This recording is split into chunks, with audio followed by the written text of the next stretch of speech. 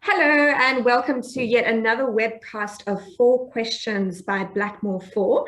Today we have the supreme pleasure of having Sylvain Bosc. Sylvain, welcome. We are so happy to have you here. Thank you very much. I'm very glad to be with you today. All right, so Sylvain, you are recognized as such an aspiring leader to myself and to, I'm sure, many other people across the globe.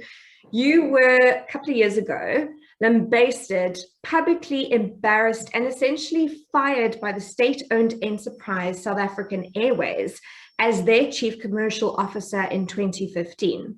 Now, during a forensic investigation conducted by law firm E&S Africa, you were accused of doctoring some important figures regarding one of the airline's routes. But today, you are recognized as somewhat of a hero, being considered a whistleblower on corruption and the abuse of state funds. We are so interested to hear your story. So if you could tell us a little bit about yourself and a little bit about this issue, this contentious issue. Yes, well, thank you, Marjana. It's been, it was an interesting part of my career. I had been working in the airline industry most of my life. And I had been my previous job at Air France and later at Corsair.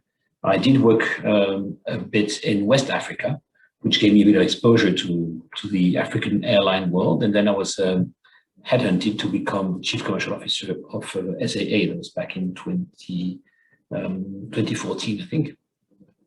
So I was very excited to discover a new part of Africa. I was a bit forewarned by a few insiders telling me, listen, you are going to set foot in a very treacherous environment with difficult people, highly connected in the highest places. So, make sure that you don't, do any silly things. I did try to conduct my business in the best possible way. Of course, it was a very difficult time because SAA was already in a difficult situation, but it was still a candidate for a successful turnaround. So I was really working very hard to try and achieve that. But unfortunately, this was blocked and sabotaged basically by the few persons at the board who were acting, in this year, difficult years in South Africa. There was a state capture project whereby a few individuals and their cronies were trying to basically control the state and, turn it into a machine to enrich themselves at the detriment of the general population. And so when I was confronted with that, obviously, I didn't accept it, and I tried to block it. Silly as I was, but I didn't see that I was fighting a much bigger enemy than I ever had fought before. So, of course, I was suspended, and I was, as you explained, exposed and accused of corruption in the press, a bit everywhere. I remember one particular episode in which my name was on the radio. I was driving my car with my kids in the back, and on the radio they were mentioning the fact that this Frenchman was suspended because he was corrupted and basically stealing money from the South African purse, which of course was a bit of a shock for the kids. And I told them it was all nonsense, of course. But the good news is that in the end, justice prevailed. So I won the case that I had against those who were accusing me of corruption. And bigger yet, we then went to court and managed to get the chairperson of SAA convicted of delinquency. And she will never, ever again be able to be part of a board in South Africa. And that was a huge victory, of course, for me as a closing chapter of my South African experience. Oh, that is so crazy. I think you epitomize integrity in business. Okay. Well, I don't know if that's a bit heavy, heavy burden to carry on my shoulders to epitomize such an aspect. I'd say that I chose to do what was right at this time. To be perfectly honest, looking back, I think it was a very risky thing to do, because South Africa, as you know, is a dangerous country, and things can happen to people who stand in the way of money. And there was a lot of money at stake there, because it was basically about an Airbus contract. You know, an aircraft is an expensive asset, and of course, there's a lot of money that can be made by those people who are not honest, by blocking those people from trying to enrich themselves through that acquisition. I was basically putting myself and my colleagues that were also contributing, because of course I wasn't the only whistleblower there. We were basically putting ourselves at risk. So looking back, I think it might have been excessively risky. And I must say I was very fortunate that I encountered people in the justice system and in the press who were honest and who were trying to basically do the right thing to save integrity, and in this particular case, also to stop the damaging of democracy, basically. Yeah, democracy. Sorry, it really is, Sylvain. So let's get to our 4 questions. And our question 1 goes like this. What does integrity in business mean to you personally? Well, it's I think it's something that you cannot negotiate, and it's basically, integrity means literally to be integer, so to be wholesome, right? To be authentic. And I believe being authentic is doing to others what you would like others to do to you, meaning how do you respect them in the way that you want to be respected. Obviously, nobody wants to be robbed, right? Unless you are particularly peculiar. You don't want to be robbed. You want your properties to be respected and your integrity to be respected. Yeah. So when confronted with people who are deliberately doing what's wrong to enrich themselves, obviously you try to block it, because it's not any willingness to be a hero or be in the front page of the newspapers. It's just trying to do what you to others' properties, what you would like others to do to your property, so protect it and respect it. I think that applies, of course, to your colleagues, your clients, your providers, your stakeholders. In my particular case, when I blew the whistle on the corruption at SAA, what was really striking to me is that I thought I had a duty to do that, because I was a foreigner. So I was hired at a high price, because, of course, attracting people to work in South Africa claims a special premium. And I was paid by the shareholder, so the South African taxpayer, to come to SAA and try to save it. And I could see that those at the top, at the board, were basically trying to steal that same taxpayer's money. And so the how you call it, incoherence, the paradox, I thought unbearable. And so that's what it meant to me. It's just to make sure things were aligned. So I was paid by the taxpayer to protect the taxpayers' investment in this airline, and I was trying to block those who were trying to steal from it. So it's a question of alignment. The second thing that integrity means, I think, is also so it means being true to yourself, being taking things as a whole, but also putting your remembering that you have to put your employers' interests above your own interest. So in my case, I was trying to protect SAA, and I was trying to fight those who were deliberately trying to destroy SAA to enrich themselves. So I think that's what integrity is in the end. And how do you foster trust in business, specifically as you're a business leader? How do you foster the notion of trust? Well, so the first notion of trust is I think the most important one. There's nothing more unbearable than to work in an atmosphere of mistrust or distrust, I don't know how you say that, because that's basically when things go wrong. As a team, I'm a big rugby fan. The number one thing in rugby is you gotta trust your teammates, because whether you're small, you're big and tall, or everybody's got a role, and you gotta trust your teammate. And if one of them does a mistake, the rest of the team is there to compensate it. But trust is the most important thing in business and in life, not just in business, I think. But how do you foster it? How do you promote it? It's very difficult, because you don't proclaim trust, or you don't announce it. You need to earn it.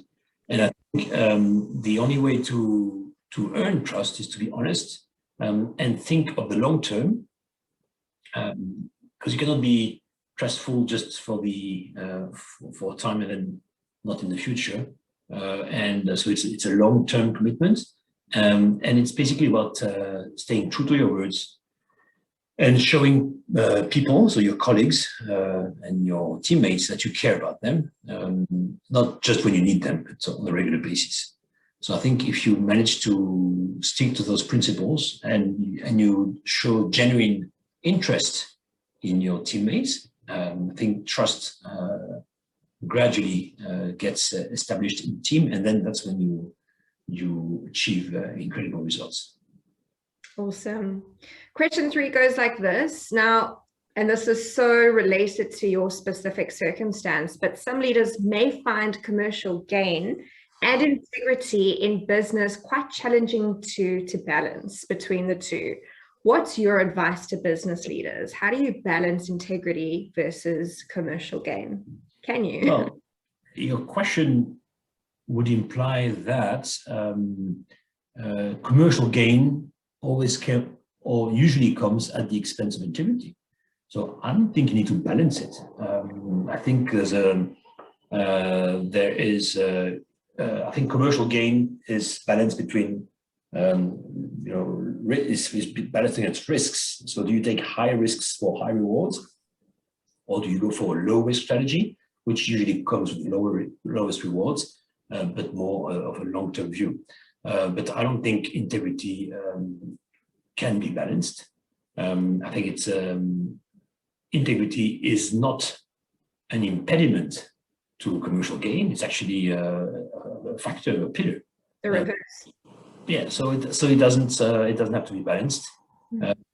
And maybe, in fact, maybe I'm a little bit naive or optimistic, but I think integrity does encourage commercial gain, because I believe if you work with people and partners and clients or suppliers who believe in the same way of doing business, I think you will all work with this trust that we mentioned in the previous question, and you will achieve higher commercial gains than if you work in a mistrust environment, where you spend a lot of time trying to outsmart your partners or your clients, trying to make sure that you have contracts in place that cover you, whatever happens, etc. In a situation where you trust people and you know that this trust is mutual, you spend less time trying to outsmart your business partners, but you spend more time making commercial gains, usually mutually. So I don't think you should try to balance that with integrity. Maybe it was a trick question. Oh, maybe. Gotta be careful here. Okay, so our last question for the day. It's been a difficult time across all sectors over the last 18 months or so. If there's one piece of advice that you could offer business leaders, what would that be? Well, so if you are a business leader and you are still in your job, show that you care, because a lot of people are suffering. Even those who still have their jobs, they haven't lost their jobs. But the situation working from home, juggling between family and your home office and your job, usually with a lot of stress, because the results are not that good. So people are putting a lot of stress on employees sometimes. So if you're a leader, you need to be aware of these teammates that are maybe suffering, and you need to show you care even more than in a normal situation. And it's a bit difficult, because it's difficult to take a Zoom call and call someone in the team, say hi, how you doing, etc. How you feeling? Yeah. Yeah, it's a bit phony. As it's very natural if you are a leader and you are in the office to go to the coffee machine and say hi, how you doing? So how's it been going for you lately, etc. Because of course it's much more natural and spontaneous.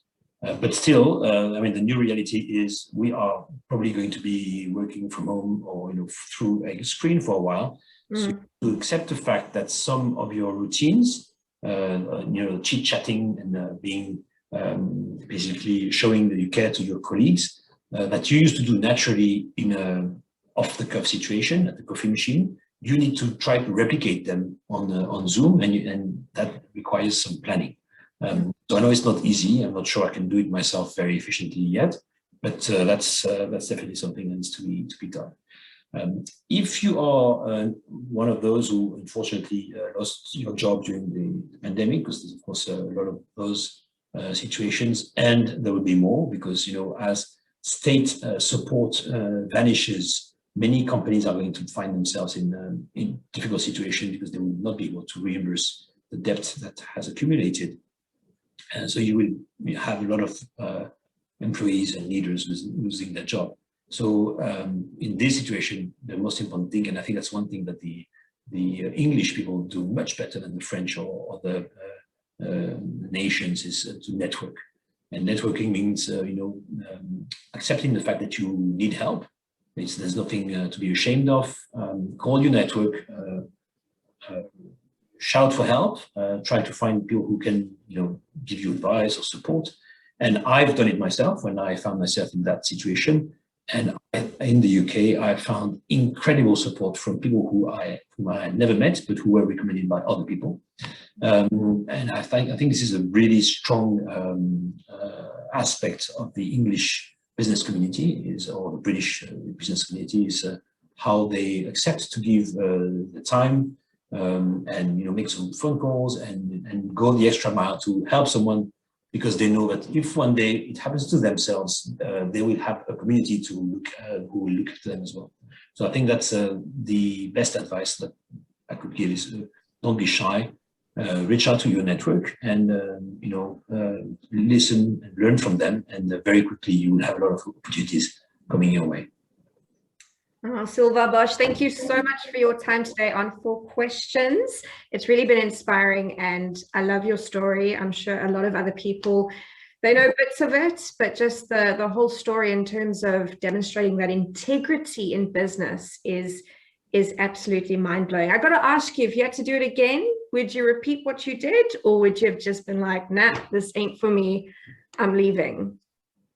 Yeah, I probably would do it again because I think it played out well in the end. So yeah, I think it was a sweet victory that day when the final judgment was issued against that person who organized the corruption at SAA, and I think it was a very satisfying moment for me. Wonderful. Go well, enjoy Paris, and we hope to see you again soon. Thank you so much. Thank you very much. Thank you, Marjana. Bye. Pleasure. Thank you.